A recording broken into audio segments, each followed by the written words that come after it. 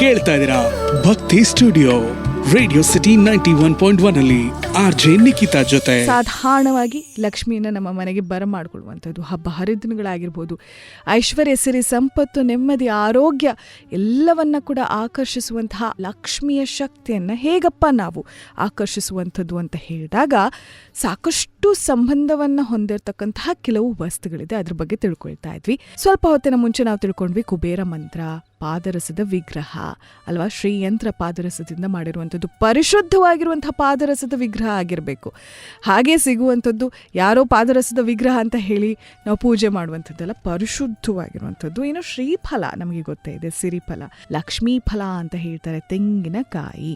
ಇವುಗಳ ಜೊತೆಗೆ ಚಿಕ್ಕ ಮಕ್ಕಳಿರ್ಬೇಕಾದ್ರೆ ಕವಡೆ ಆಟ ಅಂತ ಆಡ್ತಿದ್ವಿ. ಈ ಕವಡೆ ಕೂಡ ಏನಕ್ಕೆ, ಎಲ್ಲಿಂದ ಬಂತಿದ್ದು? ಸಮುದ್ರದಿಂದ ಬಂದಿರುವಂಥದ್ದು. ಲಕ್ಷ್ಮಿ ಎಲ್ಲಿ ಉದ್ಭವವಾಗಿದ್ದು? ಸಮುದ್ರ ಮಂಥನದ ಸಮಯದಲ್ಲಿ ಸಮುದ್ರದಿಂದ. ಹಾಗಾಗಿ ಕವಡೆ ಕೂಡ ಲಕ್ಷ್ಮಿಯನ್ನ ಆಕರ್ಷಿಸುತ್ತೆ ಅಂತ ಹೇಳಿ. ಇನ್ನು ಮುತ್ತಿನಿಂದ ಮಾಡಿದಂತಹ ಶಂಖ, ಸಮುದ್ರದ ಶಬ್ದವನ್ನು ಕೂಡ ನಾವಿಲ್ಲಿ ಕೇಳಿಸ್ಕೊಳ್ಬೋದು. ಅದರ ಜೊತೆಯಲ್ಲಿ ಬೆಳ್ಳಿ ವಿಗ್ರಹಗಳು, ಪ್ರತಿದಿನ ನಾವು ದೇವರಿಗೆ ಪೂಜೆ ಮಾಡುವಂಥದ್ದು ಅಥವಾ ಲಕ್ಷ್ಮಿಯ ಬೆಳ್ಳಿ ವಿಗ್ರಹಗಳು ಲಕ್ಷ್ಮಿಯ ಆ ಒಂದು ತರಂಗವನ್ನು ಅಥವಾ ಲಕ್ಷ್ಮಿಯನ್ನ ಆಕರ್ಷಿಸುತ್ತೆ ಅಂತ ಹೇಳಿ ಹೇಳ್ತಾರೆ. ಇದು ಕೆಲವು ವಸ್ತುಗಳ ವಿಚಾರವಾಗಿ. ಹಾಗೆ ಮಾತುಕತೆ ಮುಂದುವರಿಯುತ್ತೆ. ನಾಳೆಯ ದಿನ ಬಲಿಪಾಡ್ಯಮಿ ನಡೀತಾ ಇದೆ. ಇದರ ವಿಶೇಷತೆಯನ್ನು ತಿಳ್ಕೊಳ್ತಿದ್ದ ಹಾಗೆ ಲಕ್ಷ್ಮಿಯನ್ನು ಆಕರ್ಷಿಸುವಂಥ ವಸ್ತುಗಳು ಮತ್ತು ಕೆಲವು ವಿಚಾರಗಳು, ಇವುಗಳ ಬಗ್ಗೆ ತಿಳ್ಕೊಳ್ಳೋಣ ನಾಳೆಯ ದಿನ.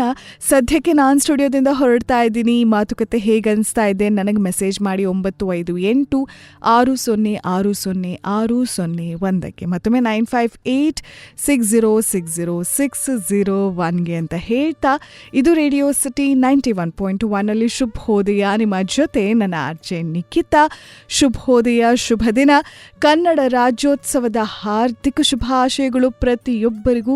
ಕನ್ನಡ ಭೂಮಿಯಲ್ಲಿ, ಈ ಮಣ್ಣಿನಲ್ಲಿ ಹುಟ್ಟೋದಕ್ಕೆ ನಿಜವಾಗ್ಲೂ ಕೂಡ ನಾವು ಪುಣ್ಯ ಮಾಡಿದ್ದೀವಿ ಅಂತ ಒಂದು ಸಲ ಸ್ಮರಿಸ್ಕೊಳ್ತಾ, ಇವತ್ತು ದೀಪಾವಳಿಯ ಲಕ್ಷ್ಮೀ ಪೂಜೆಯೂ ಹೌದು. ಭುವನೇಶ್ವರಿ ಲಕ್ಷ್ಮಿ ಎಲ್ಲ ಶಕ್ತಿಯ ರೂಪವನ್ನು ಆರಾಧಿಸುವ ಒಂದು ಸಮಯ.